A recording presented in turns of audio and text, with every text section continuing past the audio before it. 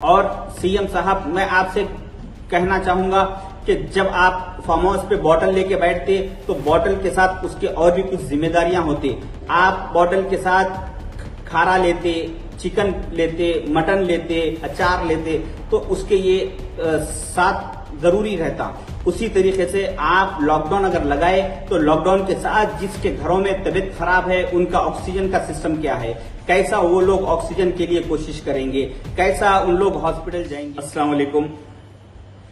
क्या आप जानते हैं 11 सितंबर 2019 को केसीआर साहब के घर के एक कुत्ते की तबीयत खराब हुई। उसके बाद उस कुत्ते को हॉस्पिटल लेकर गए, जहां पर डॉक्टर्स उसका ट्रीटमेंट स्टार्ट ही कर रहे थे कि वो कुत्ता मर गया। जैसे ही वो कुत्ता मरा, सीएम केसीआर साहब ने उन डॉक्टरों पर लापरवाही का केस बुक किया और उन्हें जेल भिजवा दिया। इसी तरह 8 मई 2021 को किंग हॉस्पिटल में 7 इंसानों की जान चली गई मैनेजमेंट की लापरवाही की वजह से, हेल्थ मिनिस्टर यानी केसीआर साहब की लापरवाही की वजह से। मगर उस पर कोई कार्रवाई नहीं हुई। क्यों? क्योंकि उन 7 इंसानों में ना तो केसीआर साहब की फैमिली का कोई मेंबर था और ना ही उनके घर का कोई कुत्ता था। अगर उनके घर का कुत्ता या कोई फैमिली का मेंबर उन 7 लोगों में होता तो आज किंग हॉस्पिटल के सारे डॉक्टर्स, सारा मैनेजमेंट आज सलाखों के पीछे होता। ऐसे सीएम साहब, जो कि सेकेंड वेव पिछले 2-2.5 महीने से कहर बर्पा कर चुका तेलंगाना में, उसके बावजूद भी सीएम साहब बार बार स्टेटमेंट देते रहे कि सारा सिस्टम कंट्रोल में है, कोई प्रॉब्लम की बात नहीं है। क्यों? क्योंकि उनको सागर का इलेक्शन 17 अप्रैल को करवाना था, इस वजह से उन्होंने वो काम कर लिया। फिर उसके बाद 30 अप्रैल को वरंगल खम्मम का म्युनिसिपल इलेक्शन, जो कि गैर जरूरी था, इस वक्त पे इंसानों की जान से बढ़ के नहीं था, वो इलेक्शन करवाया। फिर जब उसके बाद 2 तारीख को रिजल्ट आता है तो तेलंगाना भवन में बहुत जबरदस्त तरीके से जश्न मनाया गया। उस वक्त भी कोरोना से कोई प्रॉब्लम नहीं था।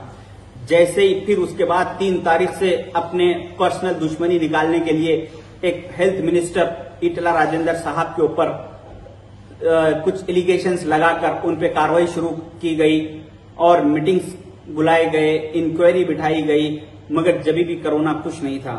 और 9 तारीख तक, 9 मई और 2021 तक सीएम साहब ने बार बार ये कहते रहे कि सिस्टम पूरा कंट्रोल में है, लॉकडाउन की कोई जरूरत नहीं है।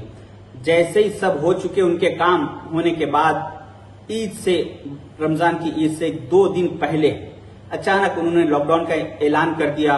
और ये 2 दिन जो होते रमजान की ईद से पहले, ये 2 दिनों में छोटे कारोबारी लोगों के इतना कारोबार होता कि उनके 3 से 4 महीने का राशन पानी, उनका जिंदगी का गुजारा इन 2 दिन में निकलता।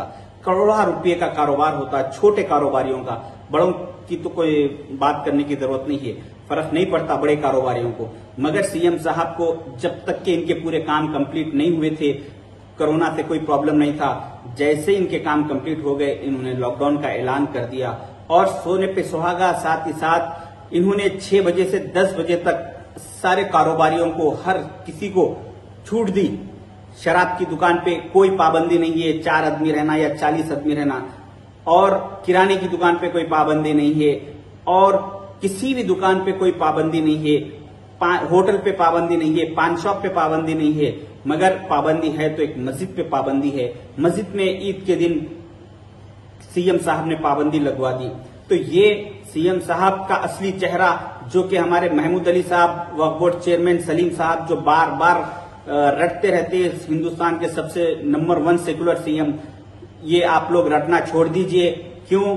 क्योंकि सीएम साहब मोदी से 2 कदम आगे जाने की कोशिश कर रहे हैं। मोदी साहब और सीएम साहब एक दूसरे से कंपटीशन में है कि कौन कितना मुसलमानों के खिलाफ है, ये प्रूफ करने की कोशिश कर रहे हैं। सीएम साहब ने भी इसी तरीके से प्रूफ करके ये बता दिया कि 2 दिन पहले जो मुसलमानों के छोटे कारोबारी लोगों के जो करोड़ों रुपए का कारोबार होता, उस कारोबार को मैं तबाह करके बताऊंगा, और उन्होंने करके बता दिया। और उन्होंने शराब की दुकान पर 4 लोगों की पाबंदी नहीं लगाई, बल्कि मस्जिद पे जो है ईद की नमाज के लिए पाबंदी लगा दी।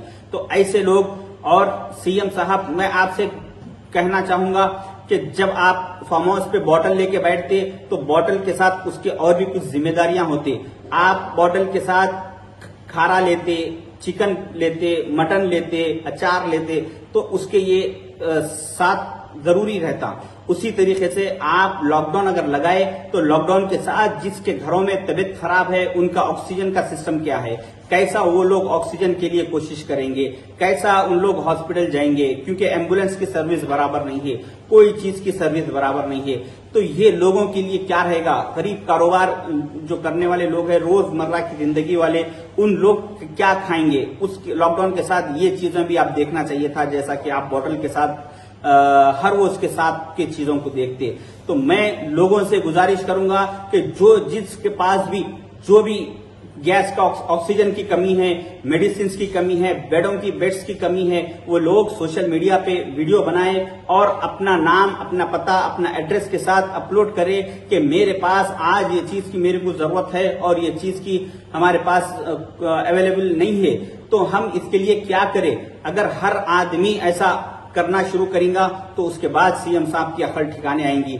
जब हम कल तक जब हम शहर में बाहर फिरते थे, अगर रोड पे हम हैदराबाद के रोड पर एक 10 किलोमीटर का सफर करें, 10 किलोमीटर अगर कहीं गए तो 10 किलोमीटर के अंदर 10 एम्बुलेंस जाते हुए नजर आ रहे हैं, जो लोग जिंदगी और मौत के बीच में हैं। और साथ ही साथ एक 10 अर्थियां और जनाजे नजर आ रहे हैं। तो इतना बुरा हाल तेलंगाना का है। ऐसे वक्त पे आप क्या सिस्टम बनाए, क्या कर रहे हैं, किसी को पता नहीं है।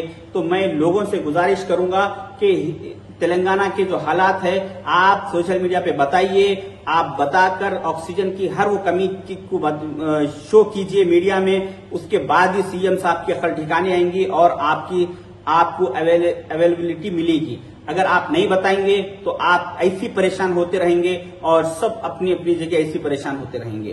खुदा हाफिज।